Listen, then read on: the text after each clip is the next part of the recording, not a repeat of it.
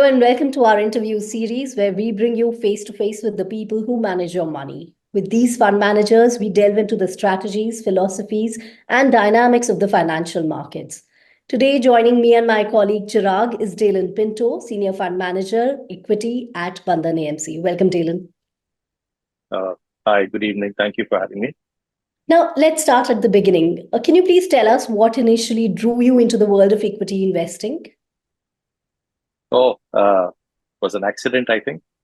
I was fresh out of college and I was recruited from my campus into a mutual fund.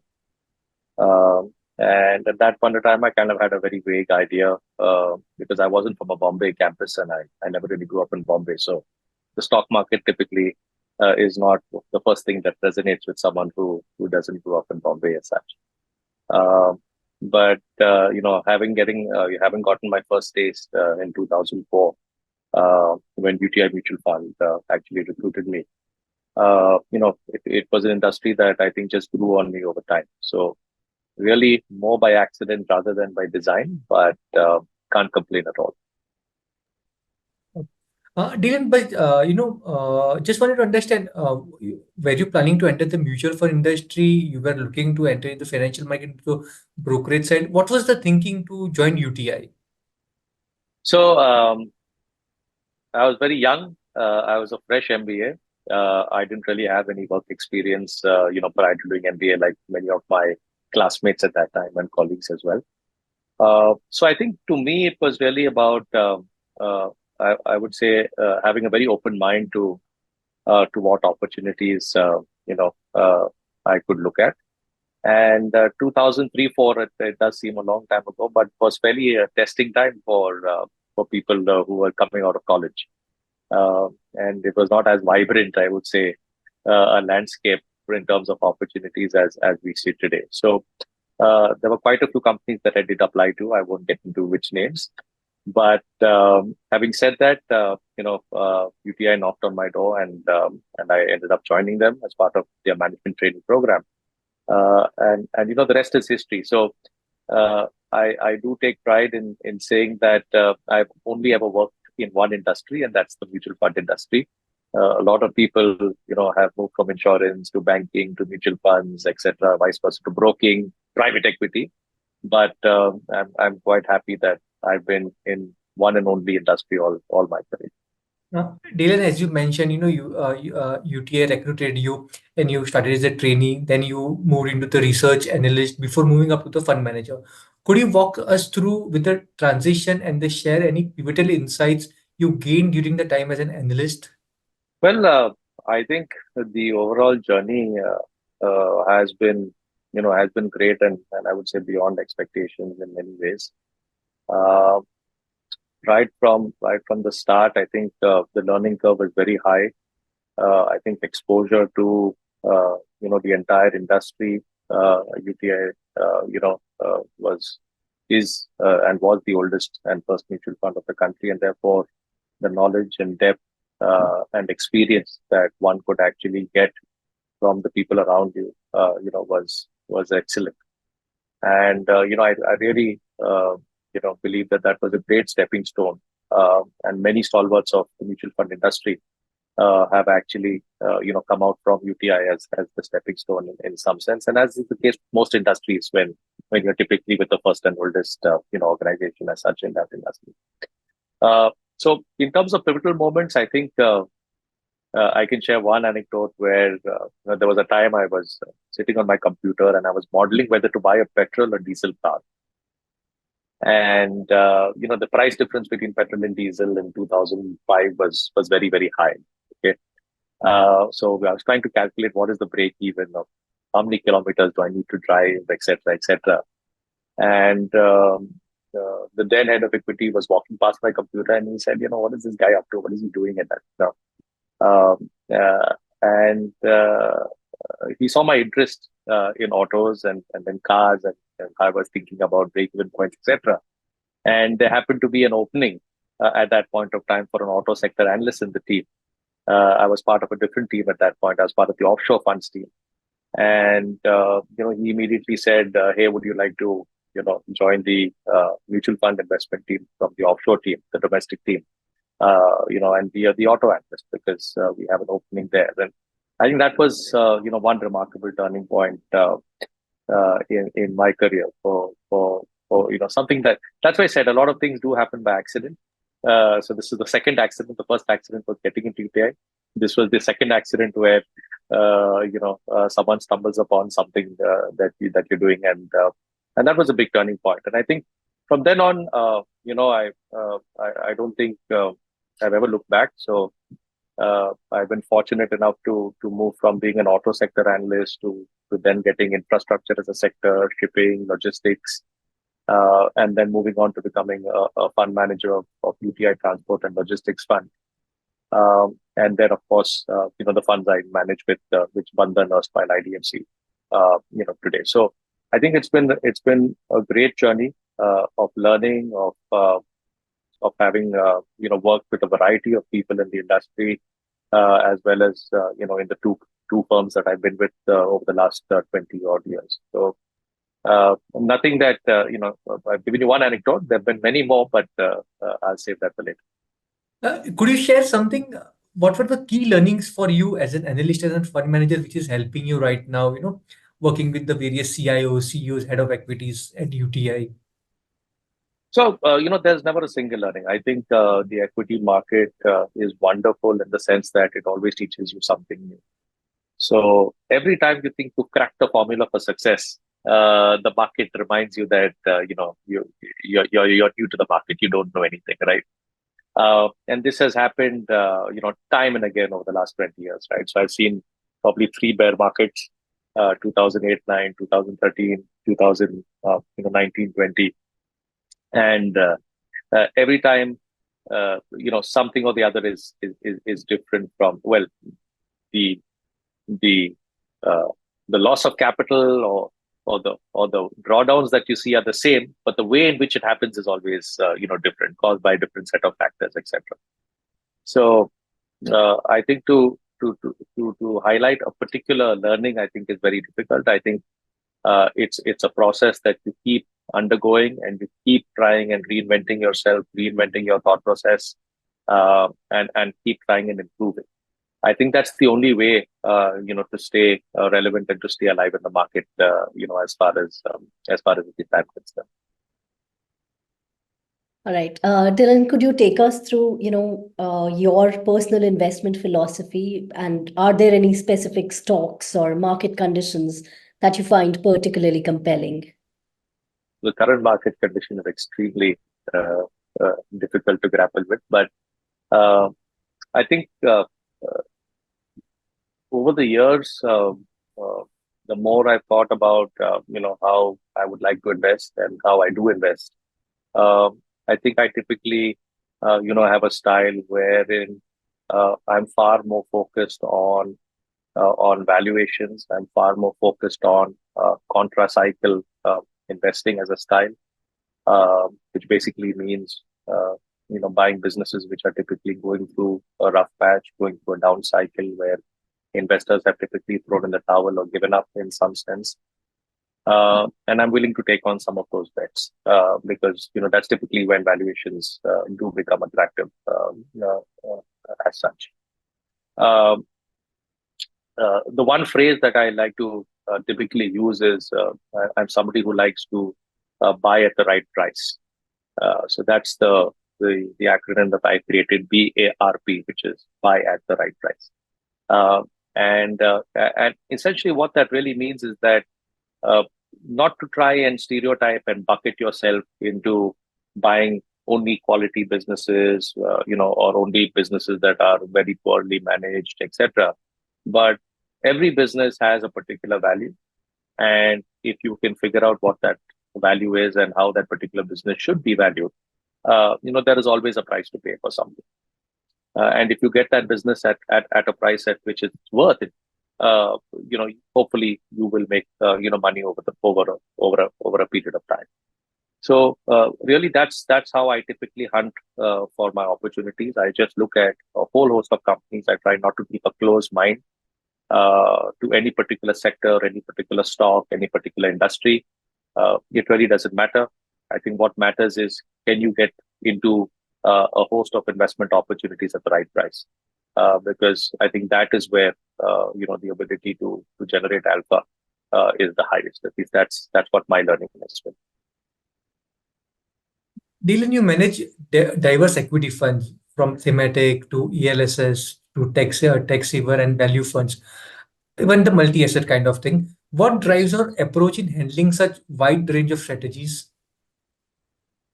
So it's tough, to be honest. But I think at Bandhan, what we've developed are two aspects. I think one is that we have a large team behind us, which helps take off the load in a sense. And I think both from a research input perspective as well as working with colleagues who understand what your thought process is, and therefore trying to marry the best of both worlds. The second, of course, is the investment process that we follow, wherein they have a very clear definition of what each and every fund should do. So that's very, very clear. And what we call as fund casing, wherein each and every parameter of all our funds is very, very clearly defined, right? So while I might be managing the LSS fund or the Sterling Value Fund, you will see that there are clear parameters defined for each and every fund, which typically does two things. One is it helps differentiate across the products you manage. The second is it adds a sense of discipline to your investment approach. To give you an example, today I might be extremely bullish on mid and small caps. Does that mean that I can have 70% of my fund in mid and small caps? The answer is no, because we put certain guardrails, as we call it, where beyond a certain limit, however bullish I might be personally, these limits are meant to kind of instill that discipline that I talked about, right? Or risk management, as other people like to call it, right? So I think it's a combination of all these things that help us navigate, especially when we are managing multiple funds. But at the same time, the inner self, the core philosophy of a particular fund manager, that is something that you will find spread across the funds, right? In terms of what kind of stocks we are picking, in terms of what kind of sectoral bets we are taking, that is something that is very personal in nature, and that is the color of the fund manager that you will see, right? So I think it's a great mix of both personal philosophy and a very robust investment process and investment team, which helps manage multiple funds and still stay the course. So moving to specific funds now. Now, Bandhan ELSS, the tax saver fund, has shown consistent performance over the years, but 2024 has brought in some challenges. So for our analysis, if you could share what you think are the main factors affecting the fund's recent performance. So one is, I think, the way we define performance. So I have a feeling, or I do believe that the fund has performed in line, or actually marginally outperformed its benchmark in the last year. I think the broader construct of the market has been fairly challenging for people, as we talked about in the first question that you asked me. I think there are two ways to look at it. I think what we've seen in the last year is a fairly robust bull market, where typically mid and small caps have given disproportionate returns as compared to the larger peers, right? So more than double the returns, actually. And therefore, I think from an asset allocation perspective, any fund that has had a higher tilt towards mid and small compared to a fund that is probably primarily more large cap oriented, inevitably would have done better. So I think one is, what is the mid and small allocation that you're running in your current portfolio? I think that's one area where you would see some alpha differential kind of play out. As far as Bandhan ELSS is concerned, today we are running roughly a mid and small cap portfolio of about 30% in our fund, versus the benchmark mid and small cap weightage of about 28%. So we are pretty much or close to, being in line with what the benchmark is. Our core belief is that typically when the market is giving you such handsome returns, of 30 to 40% in a 1 year period, I think staying in line with the market rather than trying to deliver excessive alpha by taking on, to our mind, excessive risk is probably the better way to play, the current market structure. Because at the end of the day, we always talk about what is the targeted return that our investors want when they invest in the ELSS fund over a 3 to 4 year period. And the typical answers that you get from everyone around you is 12 to 15% is a great compounded return to get, right? So when you're getting 35% in a single year, I think it's equally important to try and understand that in a bad year, when markets will go through cycles, how can we protect this 35 rather than trying to make this 35, 45? And I think that's the genesis with which, we are currently positioning our portfolio, wherein we are trying to incrementally not take on, additional risk. We're trying to not, latch on to very strong narratives that are out there in the market today, but really trying to be more measured in our approach towards portfolio construction, right? I think we are looking at the longer game rather than looking at just a 3 month or 6 month time period as such. And that's pretty much in line with how our investors would also look at it, because as you know, with the LSS, everyone is locked in for 3 years. And therefore, I think that's the window we need to look at rather than to look at a 6 month or a 1 year window. Daylynn, if I'm looking at the portfolio of the ELSS schemes, the numbers of stocks have been increasing over the period of time. Is it because of the diversification, or are you finding the new opportunities in the market? So I'm not really sure, what is the which data period you're looking at, but when I think of where we were in 2019, for example, and where we are today, we've actually reduced the number of stocks. Maybe in the last 6 months, there could have been addition of 2 or 3 stocks, but I still think we are, I think we are under 65 stocks, if I'm not mistaken, maybe lower than that as well, right? So I think for a diversified portfolio of our size, I think, being somewhere in the range of about 60 odd stocks is not something that's, I would say, what you typically would call, trying to over-diversify. I think that's your question. Are we over-diversifying in some sense? So I don't think that's the case, given the size of the portfolio and the number of stocks we have. The second is that, typically, I think number of stocks, it's a debate that we constantly have. You will speak to several fund managers who believe more number of stocks is beneficial. You will speak to several fund managers who believe more concentration is beneficial. I think we are somewhere in between both these viewpoints.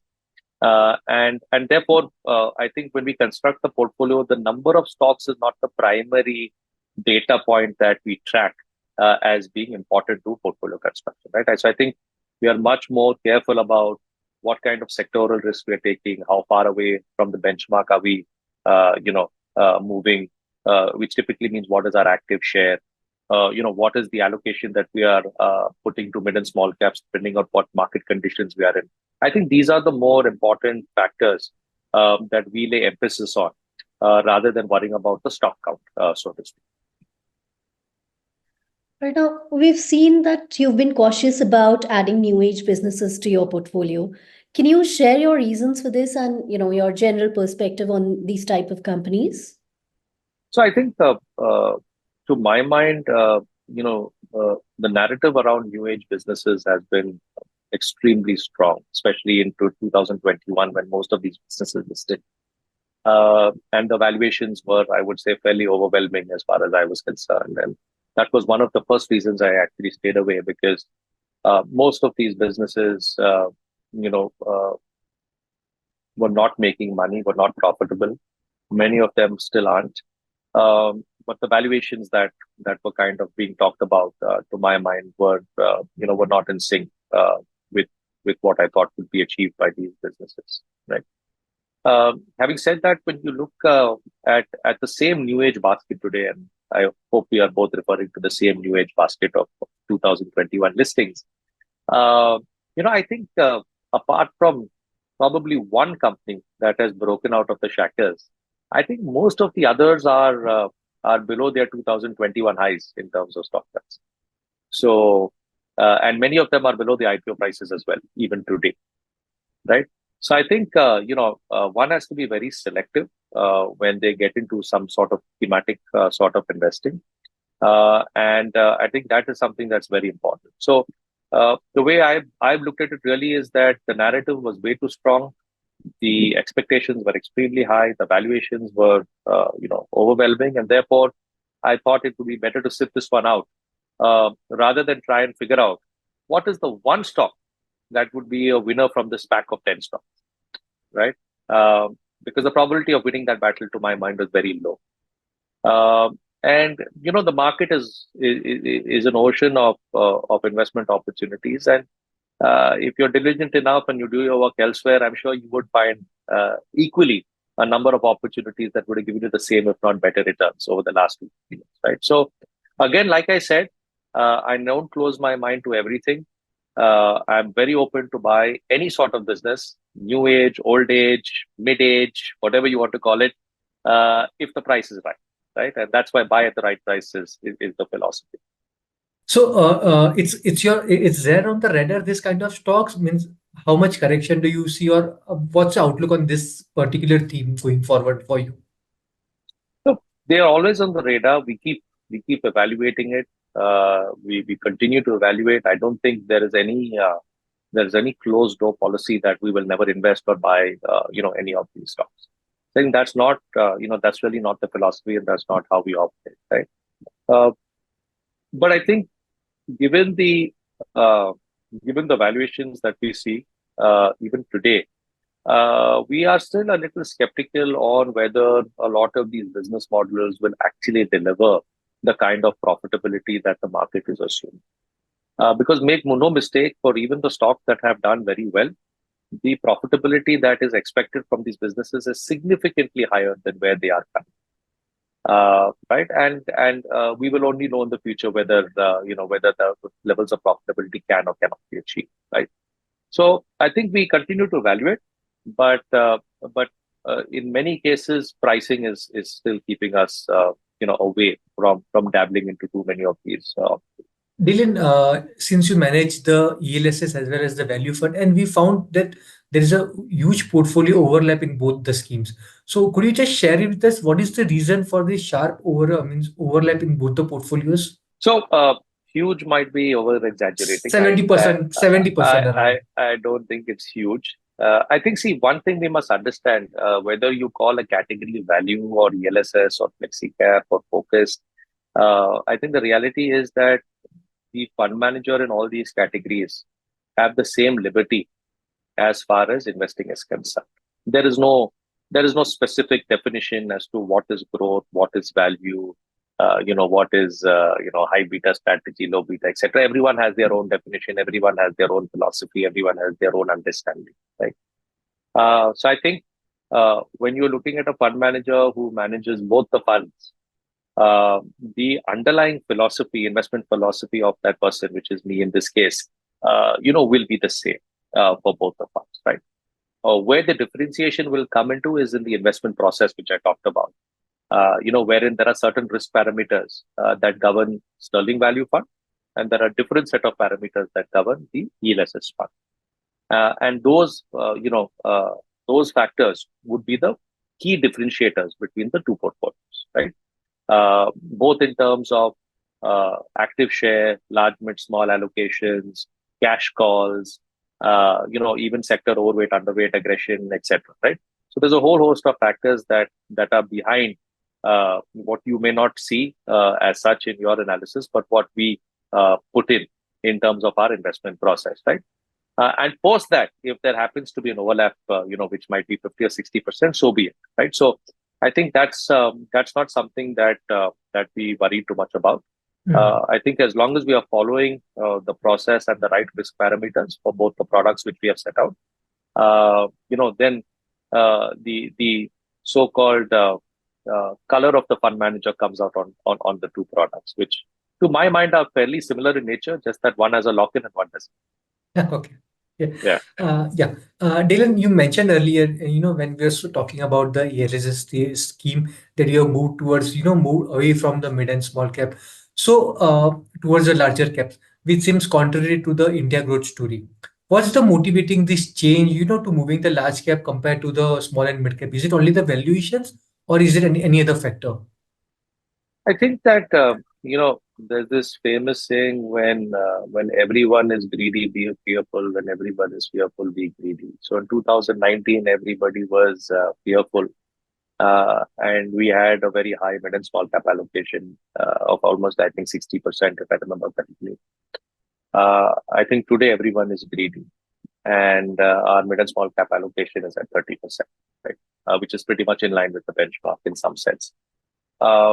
I think there are two things. I think that when you look at mid and small cap valuations, I think they are trading at par, if not at a premium to large caps and mega caps.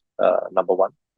I think the second area where we are slightly concerned is that typically when the macros look as good as they are, there's a higher probability that we could get disappointed rather than surprised even more from here. And when that happens, and we've seen that in previous cycles, the earnings downgrades for the mid and small caps typically are much, much larger than they are for the large caps. Right. And therefore, from a risk reward perspective, you need to be a little more careful. Right. And this is when we talk about the broader market, there could still be certain bottom up stories, etc., where this does not hold true. But we are talking about the broader market in general. Right. So I think that's the second. I think the third is that we've not really had any serious market correction in the last 3 years. This is something again that has caused two things. I think one, it has caused a tremendous amount of retail participation, which and many of these investors are new to the markets. When I say new to the markets, folios opened in the last 2 or 3 years. We will have to see what is the level of pain they are willing to take when the market conditions actually turn, right? Are they willing to take 3 months of pain, 6 months of pain, 1 year of pain, etc.? Can they withstand that? And I think the second, aspect is that a lot of people, who again, new investors who have come in, have not seen deep drawdowns, right? And drawdowns, going back to just 2018-19 as an experience, could be between 40 to 70% in many stocks, many stocks. And that's a very significant drawdown that we've not yet seen, right? So while, we've always, and I think there's never a time in the last 20 years where people don't come on interviews like this and on TV channels and say that they are bearish on the long-term India growth story. We are always bullish on the long-term India growth story, right? But the equity market goes through its own cycles, despite us being bullish long-term on the India growth story. And these market cycles have to be navigated very, very carefully. And I think that's really what we are attempting to do. So it's not to say that we are ultra bearish and on mid and small, and we're ultra bullish on mega caps. But I think what we want to do today is we just want to follow a more balanced approach. When risk reward is not in your favor, you try and balance your portfolio into a more cautious kind of framework. When risk reward is, I think, in your favor and valuations are a big driver of that, you start to get a little more aggressive with your portfolio construction. So I think we are just navigating between these two extremes. And that's really how we are thinking about it. All right, now turning to sectors, Daylynn, you're currently underweight in energy. Could you explain the thinking behind this decision? So energy, of course, is a sector that is largely governed by one stock in some sense. So I think some amount of underweight position is there. But other than that, I think when you look at the energy sector top down, I think the ability to play the sector as far as the listed Indian companies are concerned is fairly limited still, right? I mean, you have the oil marketing companies where there is always the perennial question of pricing freedom, of capital allocation. You have the oil producers or the upstream companies wherein there is always the perennial question of pricing freedom once again the government has capped oil at $75 for these companies.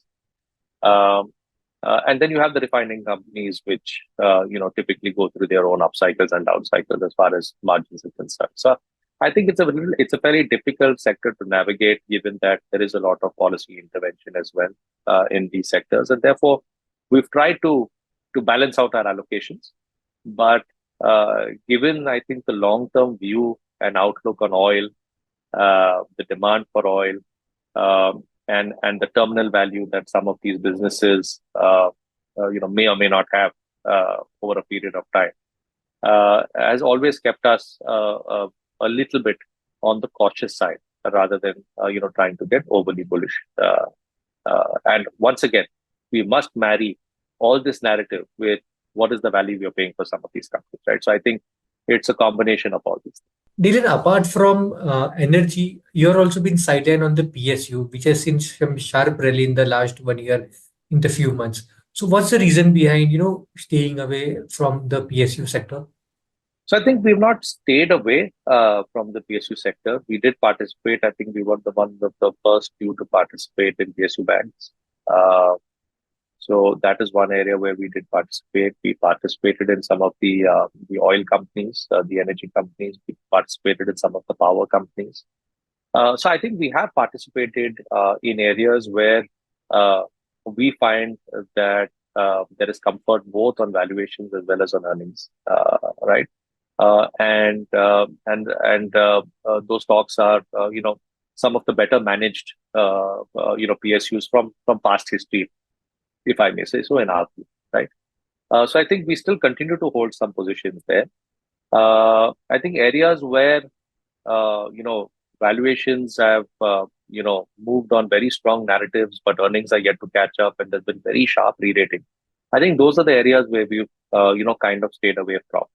And we continue to stay away and have a cautious approach. So, like I mentioned, we never close our mind to any particular sector or stocks.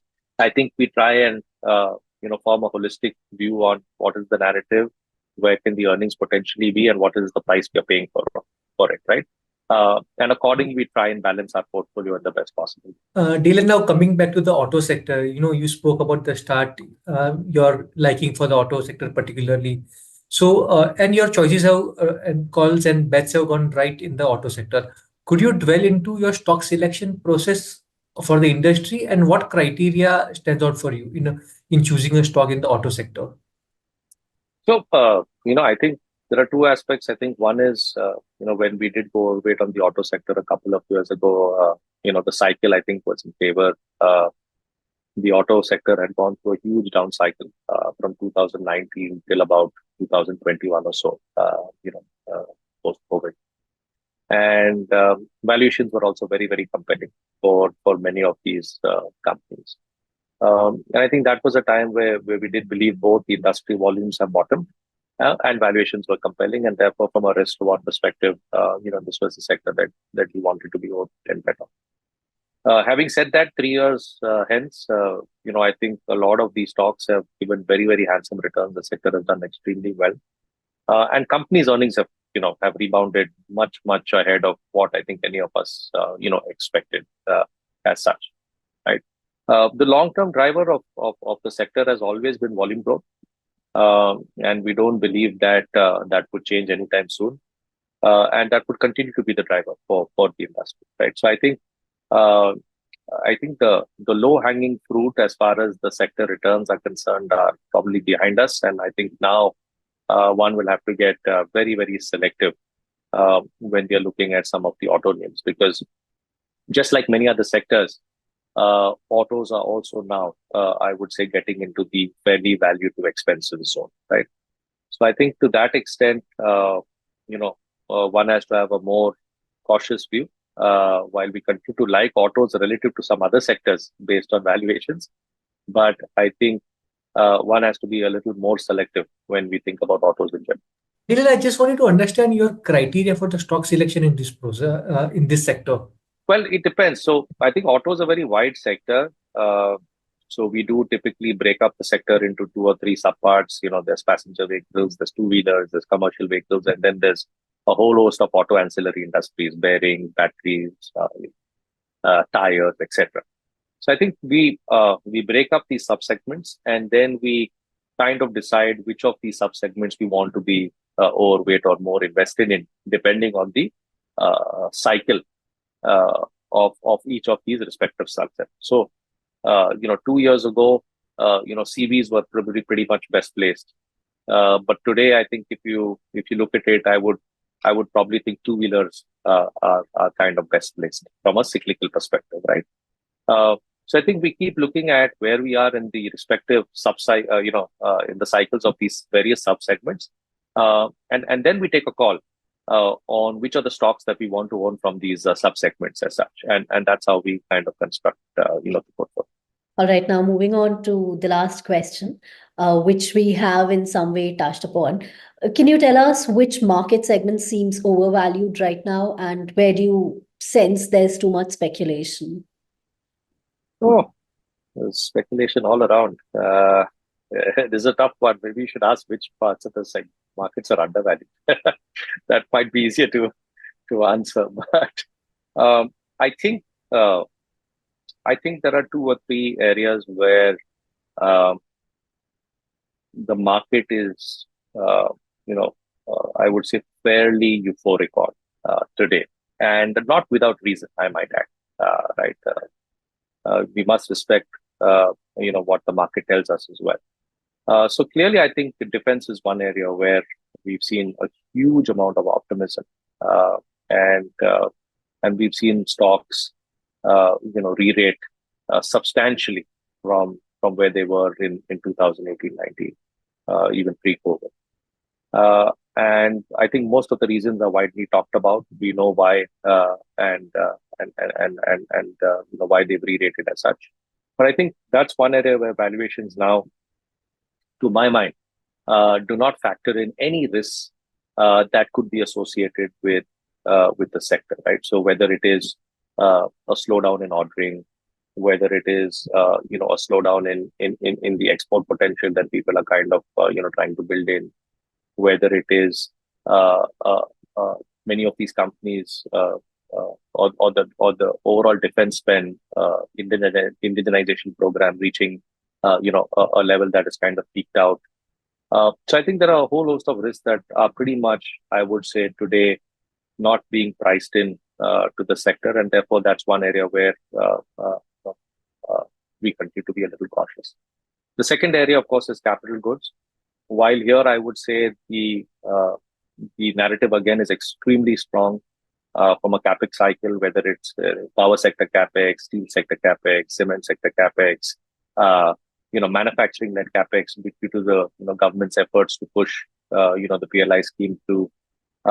So I think whether it's data center capex, so I think the capex story is extremely strong, but a lot of these stocks today are already reflecting the grave optimism that all of us have on the overall capex cycle, right? And therefore, earnings upgrades from here will have to be, substantially higher for us to make any meaningful return, given the valuations that many of these companies are trading at. So I think that's the second area where we need to evaluate and be fairly selective in some sense, right?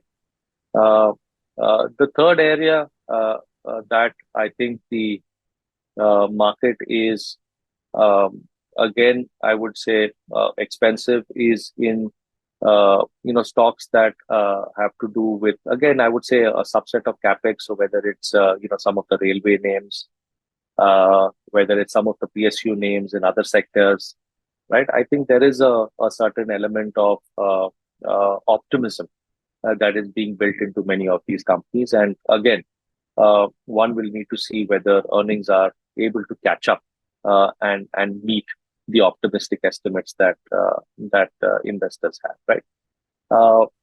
This is not to say that these 3 sectors are expensive and sectors like FMCG or IT are not expensive. I do believe they are expensive as well. But given their history in terms of how their earning downgrade cycle plays out, given their history in terms of what kind of cash flows these businesses have generated over the last 20 years, right? I think there is still a greater comfort in if if you were to pay the same multiple for both businesses, you choose businesses where there could be a little more predictability on cash flows and a little more predictability on earnings, right? So I think that's really where the market is divided. Which view is right or wrong, even I'm not qualified to say. But I think that's really where the market is divided. So I think we are generally in an expensive market with very, very few pockets of value left. But not to say that the narrative that governs these expensive corners of the market is incorrect by any means. All right, then it's time for us to wrap up this chat. Thank you, Daylynn, for taking the time for this interaction. We hope our viewers benefit from the insights that you've shared. Thanks. My pleasure. Thank you, Parry.